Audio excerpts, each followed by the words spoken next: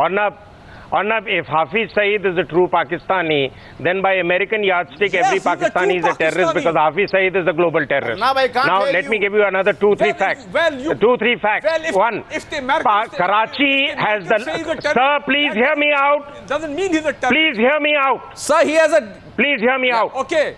Please hear me out and please keep quiet. What I'm saying is that Pakistan has the largest population of Pashtuns in Karachi. The Pashtuns are largely Taliban, and Taliban is made up of Pashtun warriors. Now, are you going to tell us that India used Pashtuns to attack this target? Are you going to tell us that Pakistan has itself, by its own account, said RPGs were used when RPGs are not manufactured in India? How can you say weapons of Indian markings were used when India doesn't manufacture these weapons? And, sir, please let me complete. And finally, your media... Not Pakistani media, the ISI. Sir, the ISI gave a briefing.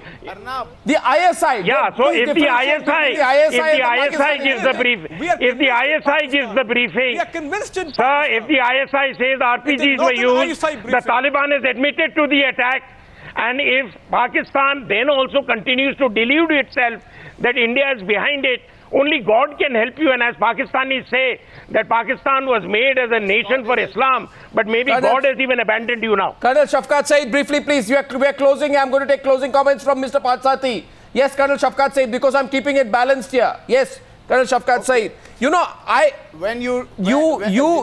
one second. Before you come in, I want to say one thing. I want to say one thing. I also say that the attack on the parliament was also Sir, Hafiz Saeed is a terrorist.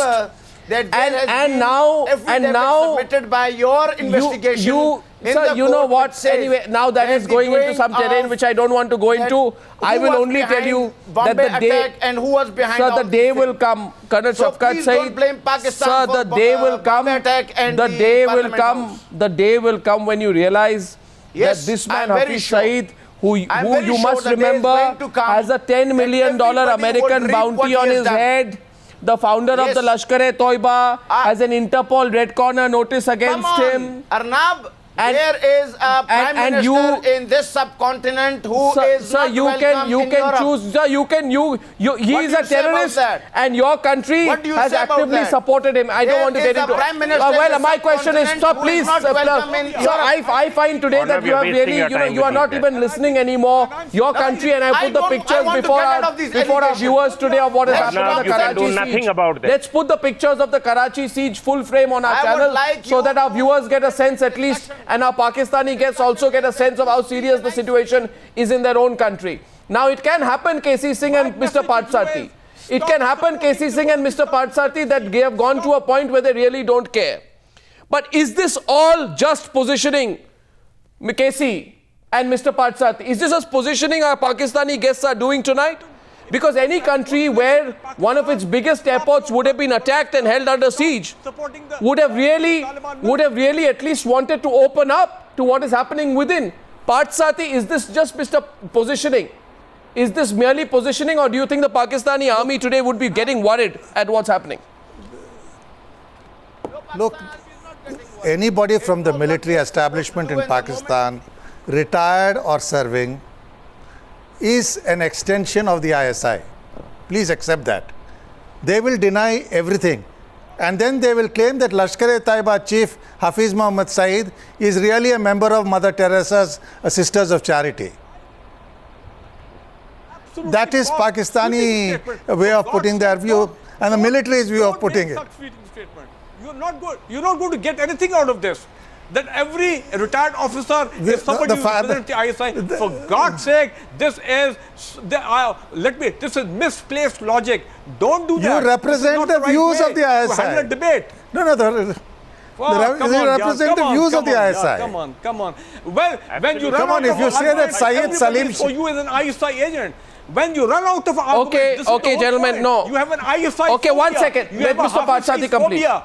Sir, please. Let Mr. Patsati, sir, I said this to you, sir, today. Sir,